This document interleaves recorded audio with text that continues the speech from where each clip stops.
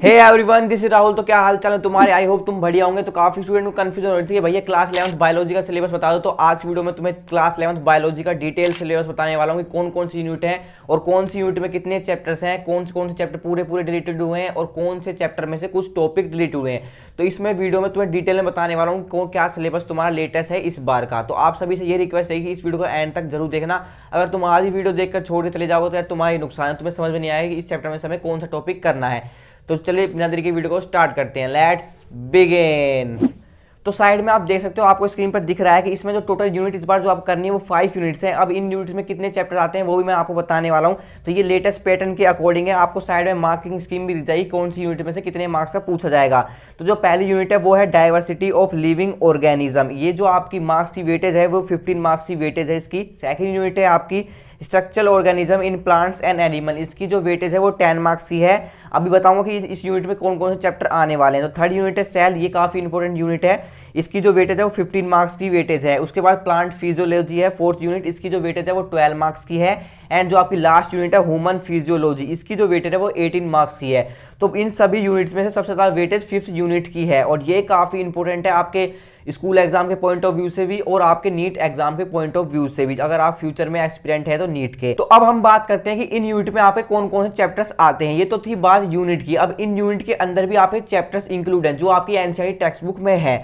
तो सबसे पहले यूनिट है आपकी डाइवर्सिटी ऑफ लिविंग ऑर्गेनिज्म। इसमें आपके टोटल 4 चैप्टर आते हैं इस यूनिट के अंदर। पहला चैप्टर आपका लिविंग वर्ल्ड, दूसरा चैप्टर है बायोलॉजिकल क्लासिफिकेशन, तीसरा चैप्टर है plant kingdom and fourth chapter है एनिमल किंगडम। देखो एक एक टॉपिक बताऊंगा तो काफी वीडियो बड़ी हो जाएगी। इसकी पीडीएफ मैं आपको टेलीग्राम पर अपलोड कर दूंगा, तो आप वहां से चेकआउट कर लेना। पहले जो बता रहा हूं ना वो ध्यान से सुन लो। अभी सेकंड यूनिट है आपकी। सेकंड यूनिट का नाम है structural organisation in plant and animal. इसमें जो आपके चैप्टर है वो टोटल 3 चैप्टर है। पहला chapter number 5th morphology of flowering plants, chapter number 6 anatomy of flowering plants and chapter number 7 structural organism in animals. ये आपकी 3 चैप्टर्स हैं इस यूनिट में। उसके बाद यूनिट नंबर 3 आती है सेल वाली। ये काफी बेसिक है आपकी बायोलॉजी का, तो ये इसको आपको ध्यान से पढ़ना है।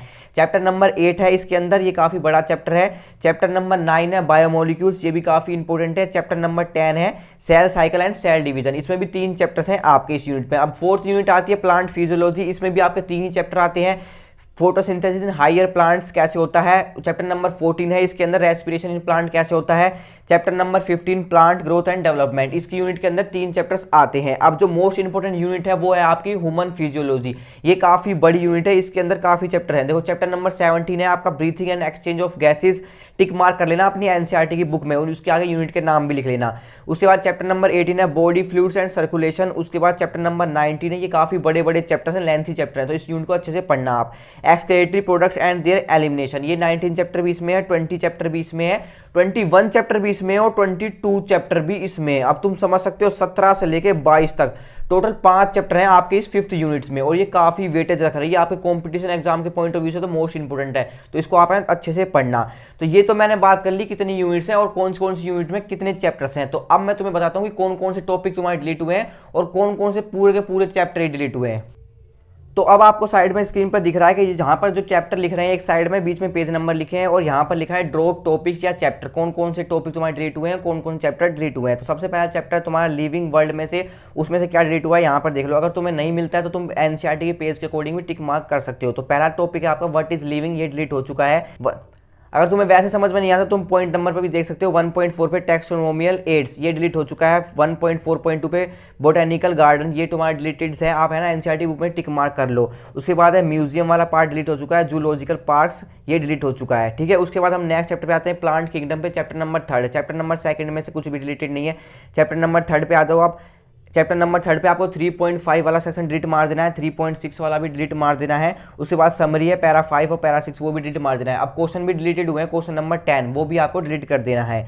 उसके बाद चैप्टर नंबर 5 पे आ जाओ। 4 में कुछ भी डिलीटेड नहीं है, पूरा पढ़ना है आपको। चैप्टर नंबर 5 में मोर्फोलॉजी ऑफ फ्लावरिंग प्लांट्स, इसमें काफी पार्ट डिलीट हुआ है तो इसमें आप टिक मार लेना। मॉडिफिकेशन ऑफ रूट, जितने भी मॉडिफिकेशन थे ना रूट्स के, स्टेम के, लीव्स के, ये डिलीट हो चुके हैं, इनको कट मार दो। उसके बाद है आपका 5.9.1, ये टॉपिक है, इसको आप डिलीट मार दो। उसके बाद है 5.9.3, ये भी डिलीट मार दो। अब क्वेश्चन कौन कौन से डिलीट हुए हैं, क्वेश्चन नंबर 1, 2 एंड 6 का बी पार्ट स्पेसिफिकली मेंशन कर रखा है। 6 का बी पार्ट वो नहीं करना है आपको। 8, 9, 12, 14 ये आपको नहीं करने हैं। देखो अगर मैं आपको एक एक टॉपिक पता चलूंगा तो काफ़ी बड़ी हो जाएगी वीडियो। तो आपको मैं ना जो मेन चीज़ें ना वो बता देता हूँ, इसकी पीडीएफ मैं टेलीग्राम पे डाल दूंगा, तो आप वहाँ से चेकआउट कर लेना, डिलीटेड वाले की भी और आपका जो लेटेस्ट सिलेबस है उसकी भी। तो अब मैं तुम्हें बताता हूँ उसके बाद कौन सा तुम्हारा चैप्टर डिलीटेड है। तो सबसे ज़्यादा जो डिलीटेड है ना वो चैप्टर नंबर 7 में से। देखो चैप्टर नंबर 7 में से मोस्टली टॉपिक डिलीट हुए हैं आपके, animal tissue, ethical tissue, connective tissue, तो पूरे के पूरे टिश्यू आपके डिलीटेड हो गए हैं। तो बहुत कम बचा पोर्शन है जो आपको चैप्टर नंबर 7 में पढ़ना है।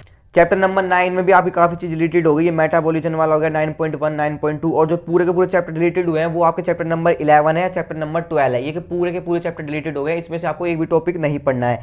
चैप्टर नंबर 15 में से क्या डिलीट हुआ है, 15.5 वाला टॉपिक डिलीट हुआ है। अगर आपको वैसे समझ में नहीं आता तो पेज नंबर देख लेना, 251 पे पेज नंबर पे है, 252 पे है, 252 वाले पार्ट पे है और 254 पे है। तो ये पेज नंबर कट मार दो। उसके बाद जो फुल चैप्टर उसका डिलीटेड हुआ है 16 चैप्टर। देखो 3 चैप्टर तुम्हारे पूरे के पूरे डिलीटेड हुए हैं और बाकी टॉपिक्स डिलीटेड हुए हैं। कौन कौन से, चैप्टर नंबर 11, चैप्टर नंबर 12 और चैप्टर नंबर 16, ये पूरे के पूरे डिलीटेड हुए हैं।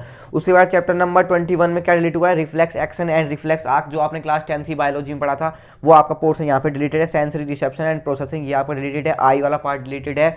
और parts of an eye, mechanism of vision, the ear, mechanism of hearing, ये पोर्शन आपका पूरा का पूरा डिलीटेड है। तो ये आपको पीडीएफ टेलीग्राम पर मिल जाएगी, टेलीग्राम की लिंक डिस्क्रिप्शन में है, वहाँ से आप टेलीग्राम चैनल ज्वाइन कर लेना, तो मैं वहाँ पे पीडीएफ अपलोड कर दूंगा। तो ये आपका सिलेबस था बायोलॉजी का लेटेस्ट सिलेबस।